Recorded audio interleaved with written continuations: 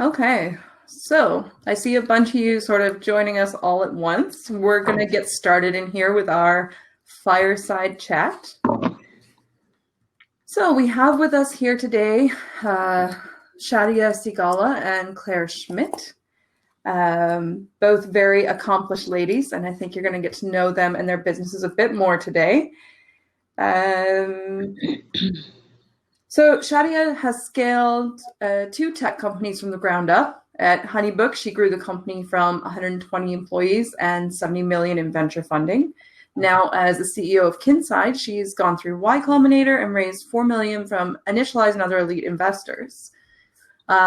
She notes that as a first-gen immigrant and college goer, she has a unique lens on playing and thriving in a traditionally white man's club. Claire is also extraordinarily accomplished, the founder and CEO of AllVoices, a reporting and communication tool that enables employees to speak up safely about workplace issues. Before founding AllVoices, Claire served as VP of Tech and Innovation at 20th Century Fox and led social impact at Thrive Market. The list of her accomplishments goes on. I think we'll use that as sort of a launching point for our conversation today. And my name's Naomi Freeman. I'm going to be just moderating the chat. I'm a Women Who Code Leadership Fellow, and I'm really excited to see how this goes. So my first question for both of you is sort of, you've got businesses and they're doing a great job and it's amazing. You're kind of, at the top of your game. How do you make an idea or like get started? Like, what was step one where you were suddenly like, today's the day I want to X. So maybe you could tell us a little bit more about your business and kind of where that idea came from. Sure. Shadiah, do you want to go first or you want me to? Alrighty, let's go since you're throwing me in there. So first, hi everyone. Thank you so much for having me. For full disclosure, Claire and I know each other for a while back, and I'm also an advisor in her company, AllVoices, and so I'm a huge fan, and I've seen this company grow tremendously. So the interesting thing is, I'm going to say one thing for the both of us. We are not traditional tech founders, but then I'll bring it back to me. So I'm, as Naomi mentioned, I'm a first-gen Latina. I was born in Mexico. I came here, grew up in the U.S., poor. So I just want to say, like, there is no one path to have, being at the top of your career, as Naomi said, in tech.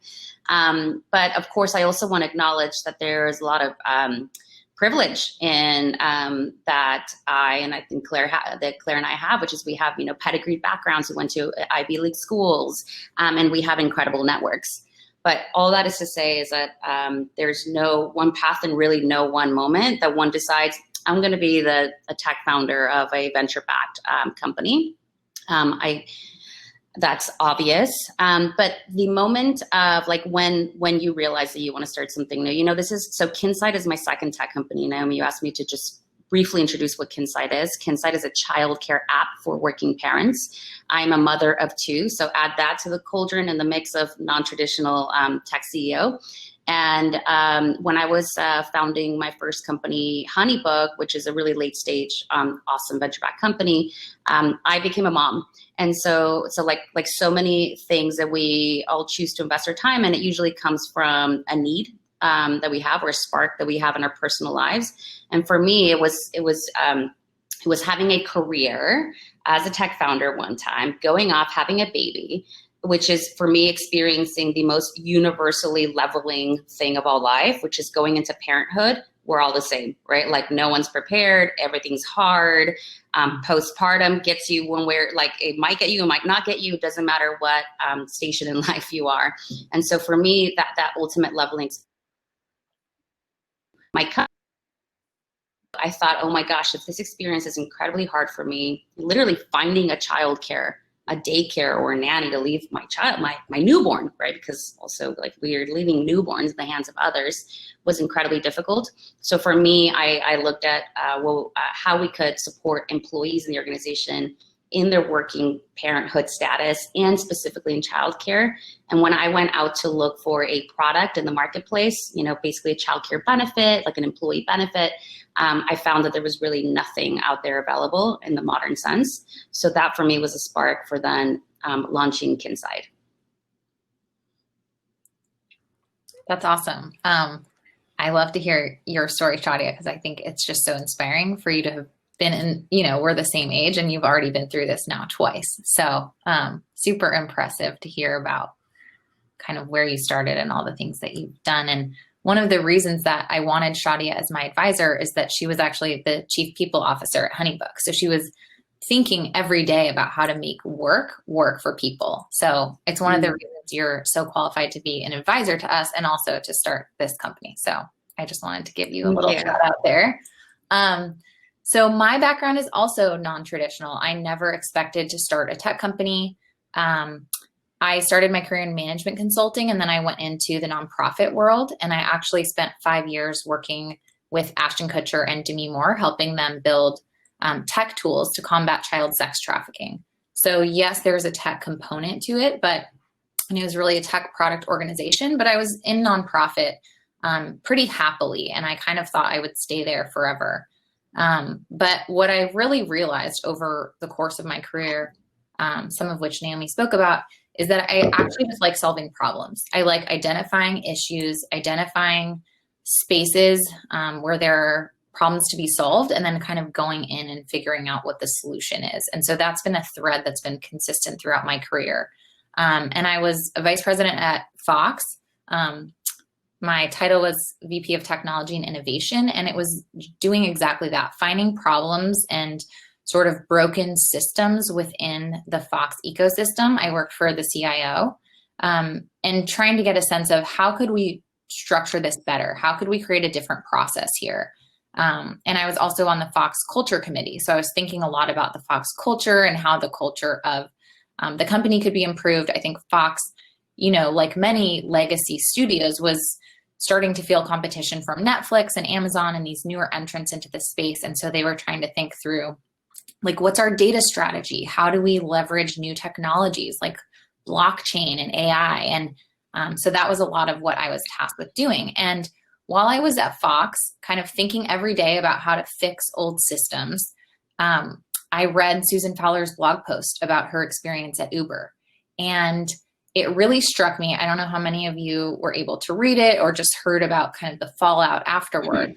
But what really struck me is that we as a society are asking people in relatively vulnerable situations to kind of risk their careers in order to speak up about harassment, bias, mistreatment, bullying, these challenging situations they're experiencing in the workplace. We're just hoping they come forward. We don't give them any promise of what's going to happen next. We say, you just have to come talk to somebody and we'll figure out what to do. A lot of people end up, being retaliated against, losing their jobs, being pushed out in some way.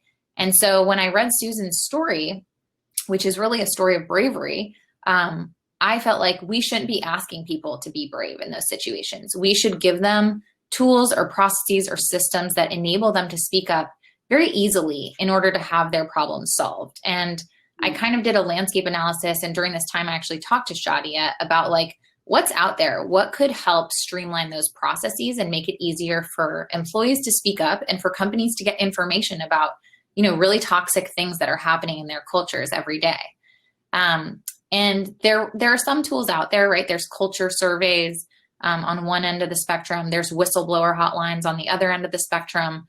But it didn't seem like there's anything that people are actively using to speak up on a regular basis to their company leadership about culture issues, bias, mistreatment, anything, ranging from the kind of most subtle, like microaggressions, all the way up to, severe sexual harassment. So while I was at Fox, I started doing this research. I talked to a lot of people and realized there was really an opportunity to build something unique in this space. And that's how AllVoices was born. That's really extraordinary. It's a really extraordinary, I guess, timeline, like how these things move forward and how we sort of crystallize from having this conversation with the folks around us into, moving forward into, products and into businesses. So for you, and I'll post this sort of to Shadiah afterwards, are are you selling this product directly to HR, or are you, who are you selling that to? What's that model kind of like? And then following Claire, Shadiah, once she's finished, can you talk a little bit about the unique challenges sort of in this space related to these kinds of products? Yeah, so Claire and I have a shared audience, remember, and that is HR professionals and HR teams, because they are the ones who are thinking about both culture issues as well as benefits. And so Kinside is distributed into companies as an employee benefit. So you can't go and find Kinside today and log in. You have to be a participant in one of the companies that we partner with. And I want to say that was very intentional, because for us as a mission-based company, we actually believe that the employer-based system needs to be included in the conversation of childcare, because currently the equation is completely broken. The entire burden of childcare rests on the shoulders of parents and the childcare providers. Parents are spending between 20 and 30% of their household income on childcare and care, which is like, we're broke. And childcare providers also can hardly make a living, right? And yet we're all putting our kids in childcare so we can go to work. And so a lot of the utility extracted from employees goes to the employer-based system. And I'm not trying to vilify, but I just want to make a distinction. I don't mean to vilify the employer-based system or capitalism. It's awesome, what have you. But the value chain is broken. And of course, I'm not even mentioning the role of government, which really should be the umbrella stakeholder here. But having said that, for us, it was really important that we mobilize the employer-based system to help us make sense and normalize the childcare industry, and also really distribute the burden a little more equally. So it's distributed via HR. I will say, though, for those of you listening, a lot of folks reach out to me and probably to Claire asking, like, how do we sell to HR? How do you break into that? How do you do that successfully? Claire as company is incredible at selling direct to employer. Our model is a bit different. We actually go through benefits wholesalers and bigger distribution systems, which is a conversation maybe for another point in time. But just know that there is a layer above the direct to HR, and that's what we're working on the more business development top layer. Yeah, I'll just add to that. So we do sell the tool into HR, just like Shadiah mentioned, and that has gone pretty well for us. We have some great customers. You have a ton of great customers. Yeah, Instacart, Electronic Arts. So we have some great customers, many of whom have been our customers for years now. And we're starting to see the sort of incremental benefit over time to having this data and having an understanding of patterns and trends related to their culture. But the other thing I'll say is, when we first wanted to start this company, we were like, what about all the people who experience challenging things in the workplace but aren't an actual employee? So this could be like contractors, freelancers. If you think about like actors on a movie set, there's so many people who are working but don't have that typical relationship with HR that we think of when we talk about, the workplace and HR. And so we decided early on that we're not going to make money on this other aspect of our business, but it's just something really important to fulfilling our social mission, which is that we wanted to have a tool that was available to anyone. And so in addition to the paid customers that we have on the B2B side, we also have a public website, which you can go to right now. It's allvoices.co, and we're working on getting the .com. And basically, you can select the company that you want to submit a report to. It can be a report about any topic, ranging from like harassment to safety issues to culture. Or it could be that you just have feedback. Maybe you quit a company and you really want them to know something about your experience there.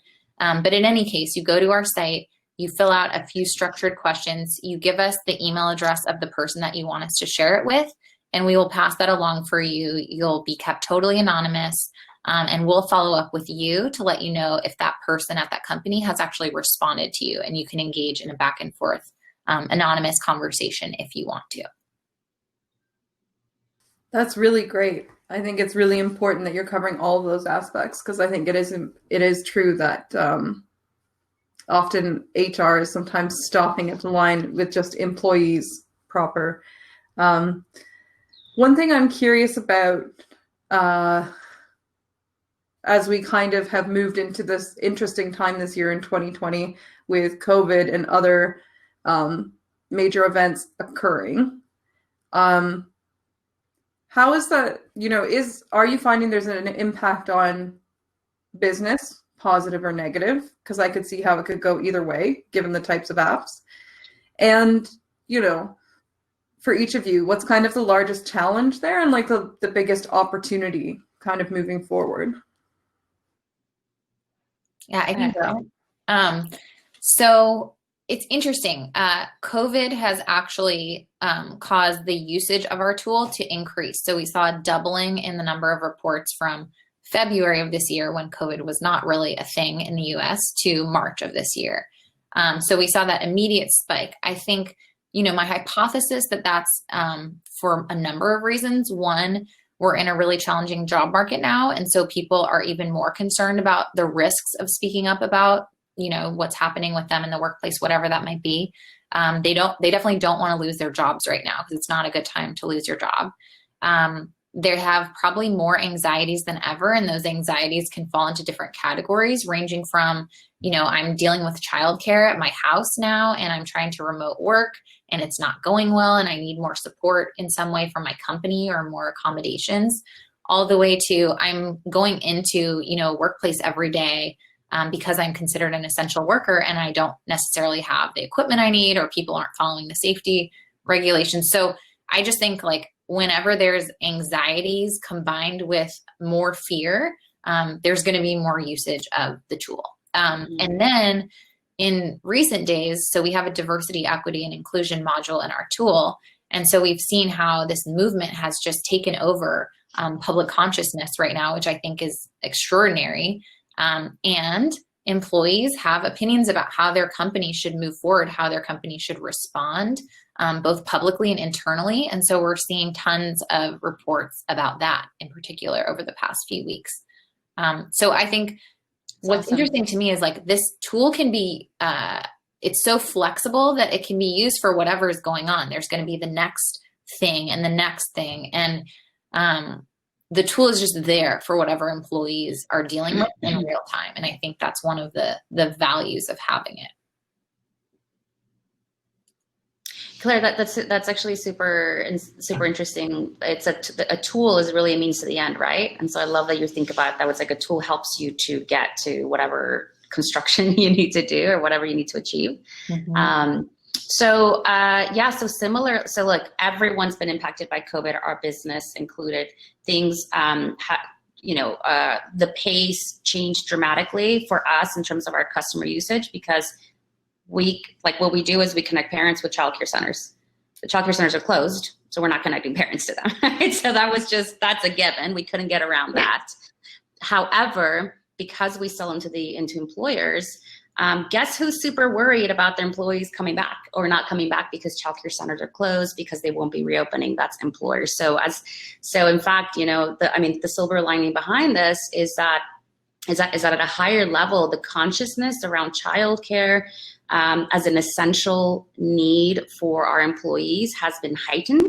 And so we've actually seen a lot more movement, press, sales meetings, and deals than we ever have. Because again, I think what COVID exposed was just how fragile the childcare infrastructure is in the United States. You see children running around Zoom all day long as we all shelter in place, whether you're a frontline, whether you're on the customer support team, or you're a senior leader in your company, the child's running around Zoom. And so this was just an ultimate equalizer. And I think it really brought to the surface that employers, that they don't need a care in their hearts, like out of the kindness of their hearts. They actually need a care from a bottom line perspective, because this has impacted productivity. And we predict in a very doomsday way that there is going to be a second childcare crisis wave that's going to hit us in the next 3 to 6 months, as employers are ramping up their engines again, and the employees are stuck without childcare because a lot of the centers and the daycares have gone out of business. And so there's going to be a huge. So for us, that's what we're coming in to help appropriately rebalance the market. Yeah, that's It's a really interesting point. And from my own perspective, just watching conversations and talking to senior engineer friends and things, I think men have realized in a bigger way that children are everyone's responsibility and that everyone at home is a desk. So, I mean, I think it's just interesting across the board kind of how the consciousness is shifting around that given the current circumstances. But you've both mentioned you're both moms and running these companies. So outside of COVID, just, in a really brief way, how does that sort of add to your experience professionally? And how does it sort of, create some interesting challenges that you didn't anticipate? I can start. I mean, so I have a 7-month-old, and I guess outside of COVID, it's hard to separate from COVID because, we had childcare from the very beginning, and now, we don't have childcare. And so I'm currently living with my parents and having my parents watch my child. And my husband and I live with my parents. I haven't lived with my parents, since I was 18. So luckily, I don't need to be physically in LA right now, which is where my company is. And so it's definitely like your business is your baby and your baby is your baby. And it's a very different relationship, obviously, you have with each of them, but you really have to take care of and protect both. Like this is not something that I recommend, but like I didn't take maternity leave because I was in the middle of fundraising. And so sometimes as a founder, as a female founder and someone who has a baby, like you don't have the same kind of experience that you might have when you're in a mature company and you have, 3 months or 4 months of parental leave. And while it's something I would really encourage for my employees to take, I just chose not to take it because of kind of where we are as a company. And so I think it's always a question of balance. It's always like I end up doing a lot of work in the evenings when she's asleep. But I love my job and I love my kid. And so I'm willing to do it and happy to do it. I don't know if that answers your question, but that's kind of how I've been navigating it so far. Yeah. So Claire, I would like ditto everything that you just said. It's hard, like all the things, but I think even the audience, I'm actually going to say something that is maybe you don't hear often. And I tell Claire this all the time, and I feel like I have to be like the public spokesperson of this. For me, because I'm a mother of 2 kids, they're 5 and 2. And because when I was founding Kinside, I just had my second newborn, literally breastfeeding through Y Combinator. It was important that I get paid. And I just want to say, like, there is no shame in that game. Like, I had a family, I had a responsibility, I had a mortgage. And so I absolutely needed to pay myself, and I needed to have very structured working hours. And then I was very off my working hours. And so I afforded myself I had the privilege, right? First of all, if you're a founder, you have the privilege of doing whatever you want to do. Now, circumstances might limit that. You might not have funding, you might not have revenue, but just remember, there are no rules, and everything you read on blog posts is arbitrary. Like, oh, founders do this. You're supposed to work 100-hour weeks. You're supposed to not pay yourself. That is all arbitrary. And by the way, all that was written by the man's playbook, like young white programmer guy. So I paid myself from the beginning, which means I had to get funding. And even when I only had a little bit of funding from Y Combinator, I think they give you 150 grand. I paid myself something. And then when I got seed funding, I paid myself more, and I paid myself a livable salary. The second thing is, I don't work in the evenings. Oops, there I said it, right? Like I just like, also just because I'm so tired, I'm exhausted. And so my 9 to 5 is like intense, and that's also okay, right? I mean, this is also like, I have some years professionally under my belt. This is my second startup. So I kind of maybe have a little bit of that privilege of having shortcuts built in. And so I am very selfish, if you will, about my resources, time, and money. And I just wanted to say that to everyone. And I think it's so inspirational, and you don't hear it often. And I have many conversations with Shadiah about like, now that I raised my seed round, can I give myself a little raise? And she's like, of course. Like, are you kidding me? So she's one of the rare people in this space who is very honest. And so we have to give her credit. Yeah, no, I really appreciate that. And I mean, I have co-founded a company and had it at a certain stage and took it into the Valley. And as a younger person with less experience, for sure there were many things that I wasn't sure what the right answer was. And like you're saying, these dudes have kind of written the playbook. So I really appreciate both of you having the honesty and transparency right now to just, say these sorts of things in this space. So I guess the other question I have that's kind of more on the business side of things is around finding support and help, raising funds. Maybe you can just let us know a little bit about how that starts. Like there's, these conversations is like, oh, the first million is the hardest. So I guess I'm kind of interested in that space, how you get going, especially given, as you've said, you have non-traditional backgrounds, working moms, non-technical. How did you kind of like begin to navigate this space? Yeah. Where do you want to go? You go sure. My advice is very short because we have such a short time and I can't even, it's hard to fundraise. So everyone says it's hard to fundraise. It is. But here's what I would say, practically speaking. Whatever product you have, get 20 customers, whatever, literally build a spreadsheet, do the lean startup, prove it to yourself, and then you sell the shit out of that story. And you walk into an investor's office, your angel, whatever, get your introductions, and you walk in there like you own the world. And you just tell that narrative. You're like, hey, what are you talking about? Like, I just got started, and then you bluff. I got started 4 weeks ago. I just got 20 signups overnight. This is what's happening. Like, this is going to happen with or without you. Do you want to be on it? Right. So I just it is, I know it's easier said than done, but actually show that you can execute and you have swagger and you walk in there with confidence. Those are the three things that I would suggest. And I know that the fundraising cycle is more complex than that. But if you're starting from the beginning, you're like, how do I get my first $50,000 or how do I get my first $1 million? It really is it's just a matter of whatever you have is good enough. Plus when you do it with storytelling and confidence, that's exactly what guys do. Guys do paper napkin deals all the time. Oh, I was doing drinks and then they give me $1 million. That shit happens. So believe that you can make it happen too. That's so good. I almost don't want to add to that because Shadiah has given me advice throughout my fundraising journey. The one thing I'll say is I actually found, maybe this will help somebody, I actually found the first fundraise to be easier because you're just selling an idea, right? So the first fundraise that I did, I had a concept, I had a PDF mock-up of what the tool would look like, and that was it. And so it had to be people who were on board with the vision and were okay with the fact that there was no traction yet because I needed the money to build the product. Then, when you raise your next round, you're being judged on everything you've done between that first raise and then, and everybody has a different idea of what you should have done. And I would just say, to Shadiah's point, be confident, tell the story however you want to tell it,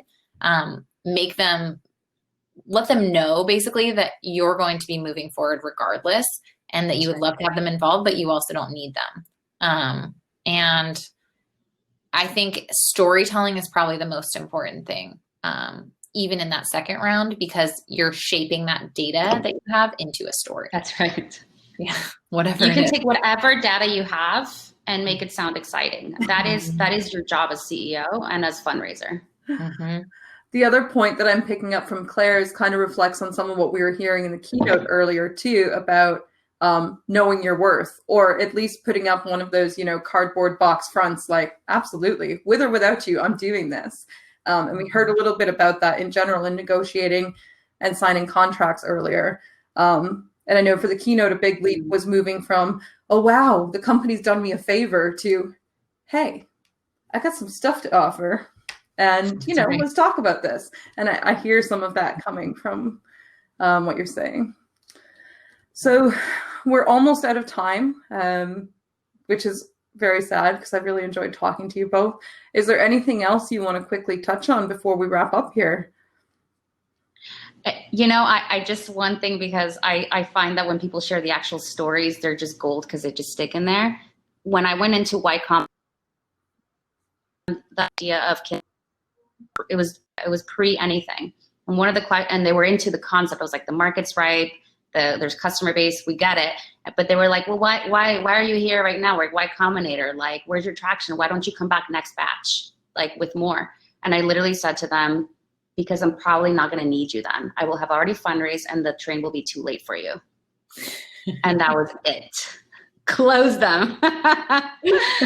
So it's real. Love that. So great. Thank you so much. I really appreciate you both coming today. It's been a really enlightening chat. And I know we've had a lot of kudos and applause from the chat in the session here. Folks have really enjoyed it.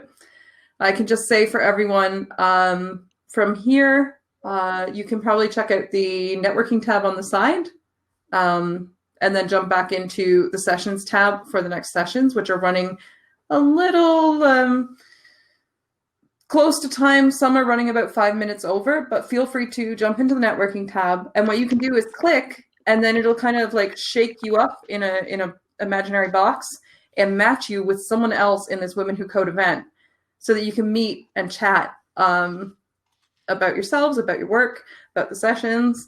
So thank you, and thank both of you. Thank you, everybody, for tuning in. Yeah, thank you. This was so fun. You can reach out at Shadiah at Kinside. I'm always open for questions, and I'm here. I'm here for you guys. Yeah, same here. I'm Claire at allvoices.co, CLAIRE. Great. Thanks so much. See ya. Bye. Bye now.